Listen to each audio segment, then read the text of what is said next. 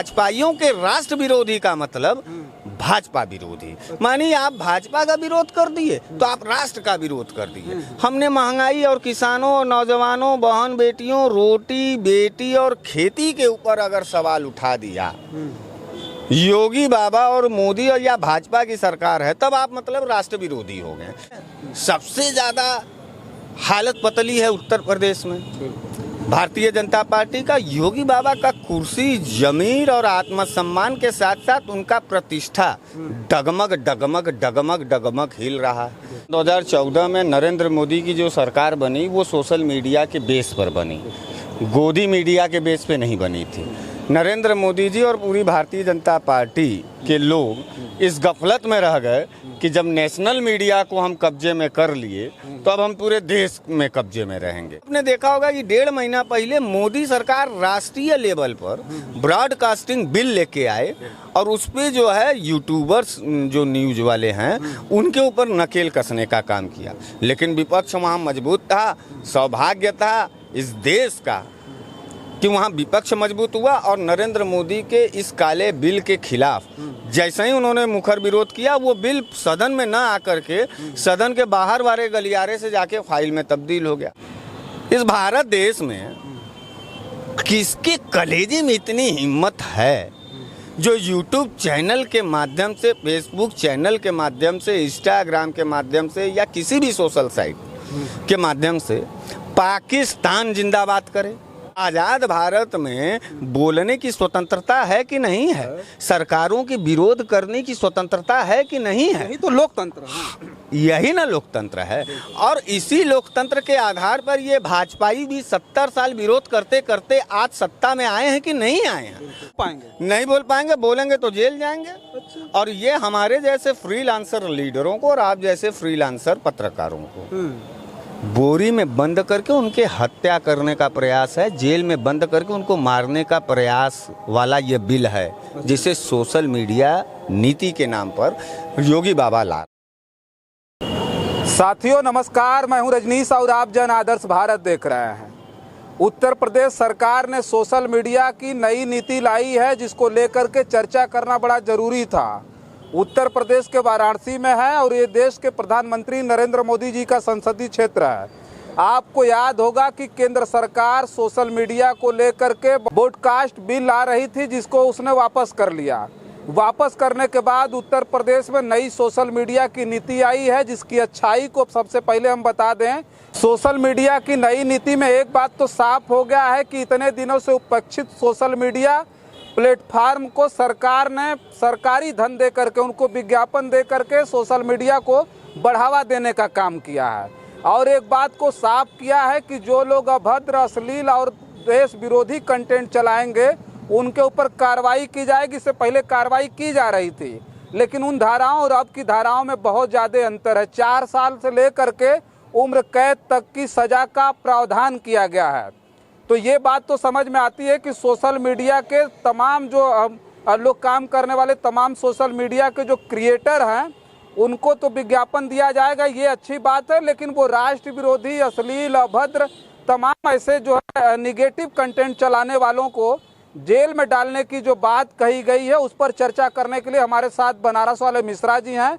एक एक बात पर आज एक्सप्लेन करके बताएंगे कि ये सरकार की इसके पीछे मंशा क्या है। बहुत बहुत स्वागत है। बहुत बहुत धन्यवाद भैया। मिश्रा जी, सवाल यह है कि इतने दिनों से उपेक्षित सोशल मीडिया के लिए सरकार ने अब ला दिया है कि जो सरकार की नीतियों का प्रचार करेगा, जो सरकार के बारे में अच्छाई बतियाएगा, उसको 2 लाख से लेकर के 8 लाख तक महीने का विज्ञापन मिलेगा। और जो लोग अभद्र भाषा का प्रयोग करते हैं, अश्लील वीडियो चलाते हैं या फिर देश विरोधी, राष्ट्र विरोधी कंटेंट चलाते हैं, उनको सीधे जेल, उम्र कैद की सजा।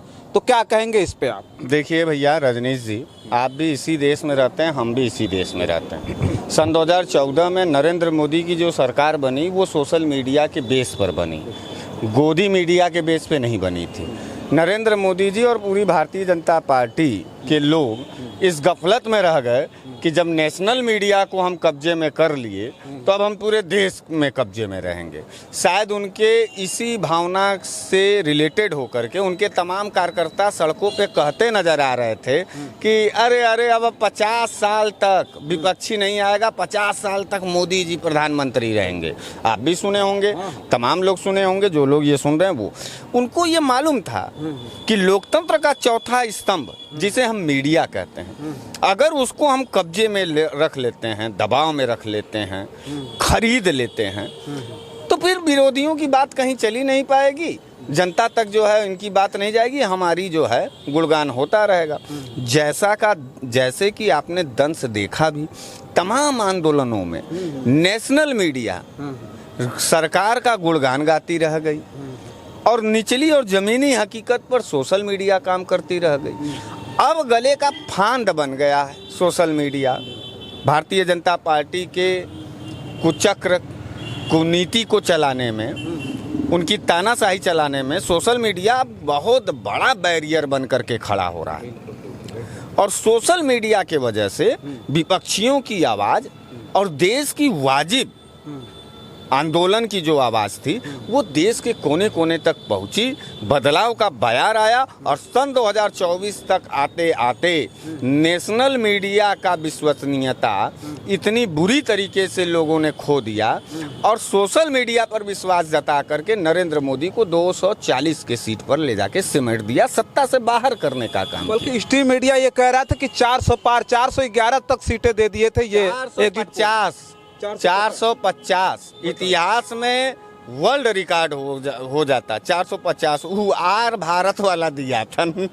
अंग्रेजी चैनल भी है उसका और हिंदी चैनल वाला भी है। प्रतिष्ठित चैनल है, देश का बड़ा चैनल। गुलाम चैनल है, दलाल चैनल है, पहली बात। दूसरी बात, जब सोशल मीडिया के ताकत और दम से विपक्षी इंडिया गठबंधन का ताकत बढ़ा, तब इनको ये लगा कि ओहो असली खेल तो सोशल मीडिया से हो रहा है, असली आवाज़ तो जनता का सोशल मीडिया से सर्कुलेट हो रहा है, इस पर लगाम लगाओ, इसके ऊपर क्लेम करो। तब आपने देखा होगा कि 1.5 महीना पहले मोदी सरकार राष्ट्रीय लेवल पर ब्रॉडकास्टिंग बिल लेके आए और उस पर जो है यूट्यूबर्स जो न्यूज़ वाले हैं उनके ऊपर नकेल कसने का काम किया। लेकिन विपक्ष वहाँ मजबूत था। सौभाग्य था इस देश का कि वहाँ विपक्ष मजबूत हुआ और नरेंद्र मोदी के इस काले बिल के खिलाफ जैसे ही उन्होंने मुखर विरोध किया, वो बिल सदन में ना आकर के सदन के बाहर वाले गलियारे से जाके फाइल में तब्दील हो गया। फिर लोग सोचने लगे, भाजपा के लोग, कि ये जो जटिल हमारा पॉइंट है, ये जो हमारा कमज़ोर नस है, इसको हम फिर कैसे दुरुस्त करें। तो इन्होंने राज्यवार स्टेट वाइज उन्होंने पॉलिसी देना शुरू किया कि आप राज्यवार नई सोशल मीडिया नीति के नाम पर, ब्रॉडकास्टिंग बिल के नाम पर नहीं, मतलब क्या कि तानाशाही वही, रंग थोड़ा सा बदल गया। अच्छा, मतलब आपके कहने का मतलब कि ब्रॉडकास्टिंग बिल जो आ रहा था उसको ठंडे बस्ते में डाल करके आप ये राज्य स्तर से अपना ये सोशल मीडिया की नई नीति लाएंगे। और ये ब्रॉडकास्टिंग बिल का फोटो स्टेट कॉपी ये है जो राज्यवार। अच्छा, अब उसमें सबसे ज़्यादा हालत पतली है उत्तर प्रदेश में। भारतीय जनता पार्टी का योगी बाबा का कुर्सी जमीर और आत्मसम्मान के साथ साथ उनका प्रतिष्ठा डगमग डगमग डगमग डगमग हिल रहा है। योगी बाबा दो तरफा मार झेल रहे हैं। एक तो खुद भाजपा में गुजराती गैंग से झेल रहे हैं। अमित शाह और मोदी जी योगी जी के खिलाफ एकदम पीछे पड़ चुके हैं। दूसरा, जनता का जो बुलडोजर नीति के खिलाफ आक्रोश है वो योगी बाबा को काफ़ी ज़्यादा परेशान किया और वो सोशल मीडिया के बल पर योगी बाबा चल नहीं पा रहे हैं। उनकी तानाशाही, उनकी गुंडई, उनकी जातिवादिता नहीं चल पा रही है। तो इन्होंने कहा कि सोशल मीडिया नीति लाएंगे। अब एक बात आप बताइए, अब आते हैं यहाँ से शुरू होता है पॉइंट। इस भारत देश में किसके कलेजे में इतनी हिम्मत है जो यूट्यूब चैनल के माध्यम से, फेसबुक चैनल के माध्यम से, इंस्टाग्राम के माध्यम से या किसी भी सोशल साइट के माध्यम से पाकिस्तान जिंदाबाद करे, या राष्ट्र विरोध का माने भारत में खड़ा होकर के कौन ऐसा नागरिक है जो भारत में खड़ा होकर के भारत के विरोध का बात करेगा? हमको तो नहीं दिखाई देता। हमको चाहे हिंदू हो, चाहे मुसलमान हो, चाहे सिख हो, चाहे ईसाई हो, वो अपने देश और अपने मिट्टी के खिलाफ तो कोई चैनल वाला ऐसा नहीं है जो बोल दे। बिल्कुल नहीं बोलेगा, सही बात। इस बात को आप समझ लीजिए। अच्छा, अब ये कह रहे हैं राष्ट्र विरोधी, मतलब जानते हैं क्या है इनका? इनके शब्दों में ही इनकी चालबाजी है। इनके शब्द में ही इनकी भावनाएं, इनकी कुटिल भावनाएं छुपी हुई हैं। राष्ट्र द्रोह का मतलब, बीजेपी का विद्रोह मतलब राष्ट्रद्रोह। मतलब बीजेपी की बुराई बतियाते हैं, आज सरकार की गलत नीतियों का विरोध करेंगे तो राष्ट्रद्रोह हो जाएगा। वाह, एकदम सही पॉइंट आपने रजनीश जी पकड़ा है। आप देख लीजिएगा, मेरा दावा है कि अगर हम महंगाई के खिलाफ आपके चैनल पर बोलें और कहें कि योगी बाबा असफल हैं, तो ये भाजपा और ये भाजपा की योगी की सरकार के अधिकारी ये कहेंगे कि तुमने राष्ट्र विरोधी बात किया, तुम टमाटर महंगा की बात कर दिए, तुमने राष्ट्र विरोधी काम किया। रजनीश तुम चलो जेल, हरीश मिश्रा तुम भी चलो, बनारस वाले मिश्रा जी चलो जेल और उम्र कैद झेलो। यही आपत्तिजनक कंटेंट है। हाँ, यही आपत्तिजनक कंटेंट है। जीडीपी हमारे प्रदेश की बिगड़ गई, बलात्कार हो गया हमारे प्रदेश में, आगजनी हो गया, जाति धर्म मजहब के नाम पर आप जो है अगर कोई कंटेंट निकालते हैं तब आप देशद्रोही हो जाएंगे, क्योंकि आपने भाजपा के जड़ को खोदने का काम किया, भाजपा के चेहरे के नकाब को खींचने का काम किया, भाजपा को पर्दाफाश करने का काम किया, इसलिए आप राष्ट्र विरोधी होंगे। भाजपाइयों के राष्ट्र विरोधी का मतलब भाजपा विरोधी। मानिए आप भाजपा का विरोध कर दिए तो आप राष्ट्र का विरोध कर दिए। हमने महंगाई और किसानों, नौजवानों, बहन बेटियों, रोटी बेटी और खेती के ऊपर अगर सवाल उठा दिया, योगी बाबा और मोदी और या भाजपा की सरकार है, तब आप मतलब राष्ट्र विरोधी हो गए। तो ये इनका नीति है। तो भारतीय जनता पार्टी ये तय कर दे पहले उस पॉलिसी में कि सरकारों का विरोध कहीं राष्ट्र विरोधी कार्य में तो नहीं न गिना जाएगा। सरकार का विरोध क्यों करेंगे? जनता के मुद्दों पर तो बात कर सकते हैं ना, कि जनता का मुद्दा ही सरकार का विरोध है। आजाद भारत में जितने देश के क्रांतिकारी 150 साल हम लोग लड़े, हमारे पूर्वज, तो आजाद भारत में बोलने की स्वतंत्रता है कि नहीं है? सरकारों के विरोध करने की स्वतंत्रता है कि नहीं है? यही तो लोकतंत्र है। यही ना लोकतंत्र है। और इसी लोकतंत्र के आधार पर ये भाजपाई भी 70 साल विरोध करते करते आज सत्ता में आए हैं कि नहीं आए हैं। हम ये बात सिर्फ भाजपा के विरोध में नहीं कह रहे हैं, हम ये कह रहे हैं कि अगर कांग्रेस की भी सरकार है कहीं और अगर ये लेके आती है ये इस तरीके का बिल, तो कांग्रेस का भी विरोध करो। समाजवादी पार्टी की भी सरकार अगर बन जाती है और इस तरीके के विरोध और इस तरीके की मंशा हो अगर, तो समाजवादी पार्टी का भी विरोध करो, क्योंकि आवाज अगर जनता का दबेगा और सरकारों के आड़ में राष्ट्रद्रोह का भावना अगर आप लाएंगे कि सरकार का विरोध कर रहे हैं तो राष्ट्रद्रोह हो गया।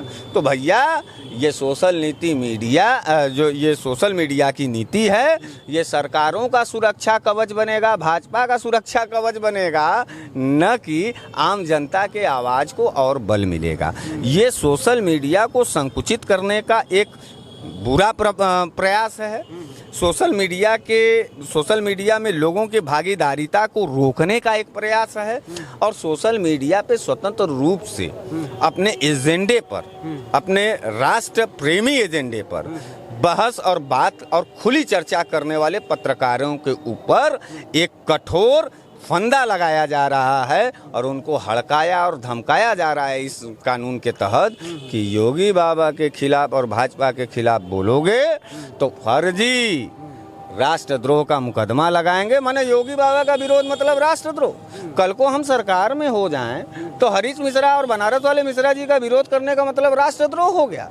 अरे लोकतंत्र है, सरकारें यहाँ चुनी जाती हैं विरोध के लिए भी और समर्थन के लिए भी। तो मैं एक बात आपको रोक रहा हूँ कि जब इस तरह का मामला आएगा तो जनता की आवाज़ बन करके जनता के मुद्दों पर जिस तरह से आप बोलते हैं, तमाम जो यूट्यूबर साथी हैं वो बोलते हैं, तो क्या नहीं बोल पाएंगे? नहीं बोल पाएंगे, बोलेंगे तो जेल जाएंगे। अच्छा। और ये हमारे जैसे फ्रीलांसर लीडरों को और आप जैसे फ्रीलांसर पत्रकारों को बोरी में बंद करके उनके हत्या करने का प्रयास है, जेल में बंद करके उनको मारने का प्रयास वाला ये बिल है, जिसे सोशल मीडिया नीति के नाम पर योगी बाबा ला रहे हैं। हम ये चाहते हैं कि आप सभी लोग जितने यूट्यूबर्स हैं, जो फ्रीलांसर पत्रकार हैं, निचले तबके के, जिनको अभी सरवाइव करना, जिनको स्टैंड करना, जिनको भारत देश की आवाज़ बनना है, जिनको भारत देश का तस्वीर दिखाना, वो एकजुट होकर के पूरे उत्तर प्रदेश में इस तरीके का तगड़ा विरोध प्रदर्शन इस सोशल मीडिया नीति का करें आप लोग मिल करके, कि योगी बाबा को भी यह बिल वापस लेना पड़े। अन्यथा ये कैमरा और डंडा बंद कर करके भैया कहीं जाइए, मजदूरी करिए, घर परिवार जिलाइए, नहीं तो देश की आवाज़ बनने के चक्कर में आपकी आवाज़ बंद कर दी जाएगी और मार दिए जाओगे। अच्छा, अखिलेश यादव जी का भी उस पर बयान आया, प्रतिक्रिया आई है। अखिलेश यादव जी ने कहा कि ये सीधे सीधे भ्रष्टाचार होने जा रहा है। अब छोटे छोटे क्रिएटर्स को पैसा दे करके उनको मतलब अपने पाले में करने का प्रयास है, और जो दूसरे लोग हैं, मतलब कहने का मतलब ये था कि जो जनता के साथ खड़े हैं उनको जेल में डालने की ये नीति है। तो जो आपने बात कही वो अखिलेश यादव जी ने भी कहा है। एक बात हम ये जानना चाहते थे कि जो सोशल मीडिया की आवाज़ थी वर्तमान भारत में, उसे दलितों, पिछड़ों और आदिवासियों की आवाज़ कही जाती है। दलितों पिछड़ों की जो आवाज़ है वो पहली बार ऐसा नहीं है कि बंद की जा रही है, बहुत पहले से, सदियों से बंद होती हुई आ रही है। तो क्या लगता है कि दलितों और पिछड़ों के साथ इसी तरह का माहौल पैदा किया जाएगा हमेशा, और इसी तरह से उनका आवाज़ दबाने का प्रयास किया जाएगा? एकदम मैं सहमत हूँ, और इसको मैं शॉर्ट फॉर्म में अगर कहूँ तो ये पीडीए की आवाज़ को रोकने का एक बड़ा प्रयास है। पिछड़ा अपना हिस्सेदारी न मांग पावे। आज 69,000 शिक्षक वहाँ बैठे हैं, मेन स्ट्रीम मीडिया में न्यूज़ नहीं चला, सोशल मीडिया का दम था जो वहाँ बैठे हुए हैं, और हाई कोर्ट भी संज्ञान लिया। तमाम ऐसे मुद्दे हैं जो सोशल मीडिया से उभर के आती हैं और सरकार की जवाबदेही को तय कराती हैं। तो उसमें दलित, पिछड़ा, अल्पसंख्यक है। तो ये पीडीए के खिलाफ अखिलेश यादव जी का बढ़ता हुआ जनाधार को रोकने के लिए, पीडीए की आवाज़ को रोकने के लिए ये सोशल मीडिया नीति है। विपक्षियों को सत्ता तक न पहुंचने का एक बेहतरीन हथियार है सोशल मीडिया नीति। हम जैसे लोगों को राजनीति में हस्तक्षेप न हो पावे, हम गुलाम बने, हम जय जयकार करें, और हम चाटुकारिता और दलाली। एक दूसरी बात और आ गई कि दलाली प्रथा को बढ़ावा देने का एक नया तरीका है सोशल मीडिया नीति। मुखबिरी परंपरा का एक नया रूप है सोशल मीडिया नीति। ये सावरकर और मुखर्जी जी की यह नीति, वह नीति आज़ादी के समय की जो गंदी नीति थी, वो अब देखिए आज़ादी के बाद जो है फिर योगी बाबा ने उत्तर प्रदेश में लागू करने का काम किया। 18 और एक बात हम बता दें, अगर विरोध आप लोग नहीं करेंगे तो मुझे ये लगता है कि ठीक 1 महीने के बाद से सभी चैनलों को बंद किया जाएगा, जेल में डाला जाएगा और मारा जाएगा जेल में। जो सत्ता विरोधी लोग होंगे, जो